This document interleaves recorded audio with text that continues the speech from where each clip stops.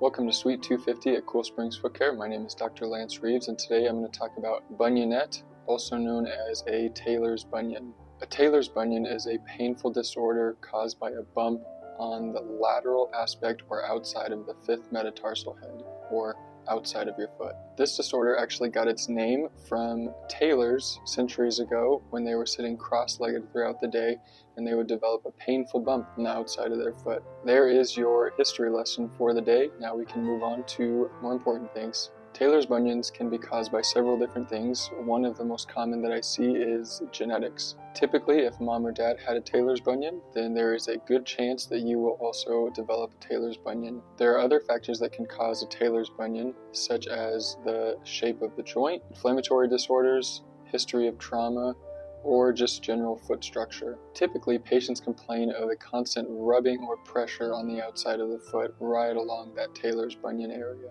This can cause a lot of pain while patients are wearing any sort of shoe gear and can also be really uncomfortable with any sort of lateral side-to-side movement in shoe gear. Sometimes patients can develop a painful skin lesion on the outside of that Tailors bunion, which can also lead to more pain from that disorder. Especially in activities that have a lot of side-to-side movement, this can cause more pain and more discomfort during that athletic activity. Specifically right now, I'm talking to pickleball, tennis, volleyball, basketball players, any of those sports where you're doing a lot of motion side to side with sharp cutting movements. This can really increase the amount of pain that you're getting from that Tailors bunion. When looking at a patient's Tailors bunion, it's really important to get baseline x-rays.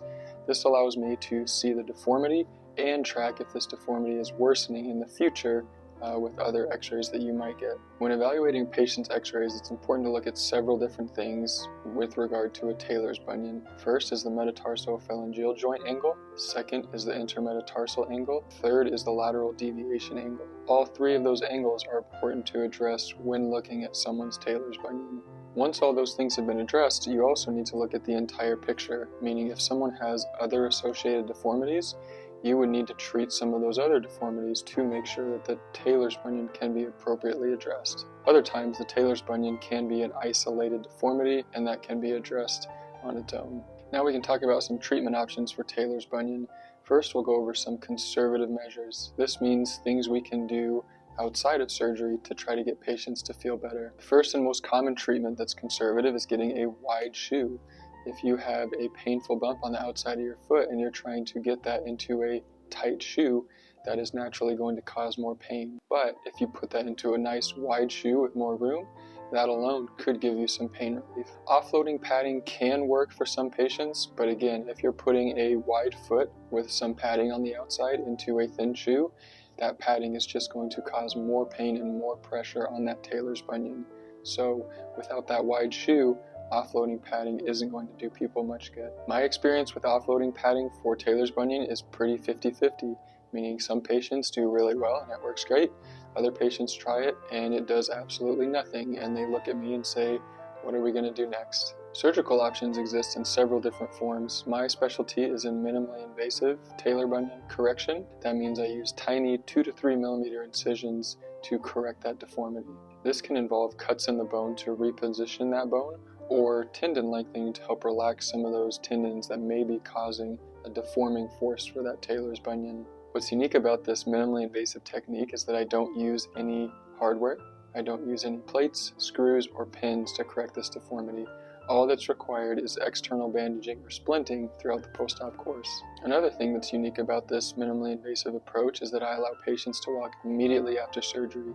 That means the day of the procedure, they're actually walking out of my office and throughout the entirety of the post-op course. This means no crutches, no knee scooter, or no wheelchair for anyone getting this type of surgery at my office. This allows patients' post-op recovery to be much more comfortable, as they don't have to be down and off their feet for 6 to 8 weeks. It is important to note that minimally invasive Tailors bunion correction is not conducive to all pathologies, and that's why it's very important that you consult your doctor about which option is going to be best for you moving forward. Ultimately, if you come to my office, I want you to be in control of which route you choose as far as treating your Tailors bunion. If you want to go non-surgical or surgical, I'm here for you, and I'm going to work as hard as I can to get you the best possible outcome that you deserve. If you think you're suffering from a painful Tailors bunion, please reach out. I'd love to sit down and talk through some of the options for you. you can call the office at 615-567-5622 or visit us online at coolspringsfootcare.com. Thanks so much for watching this video. If you found it helpful, please like, comment, and subscribe to our channel.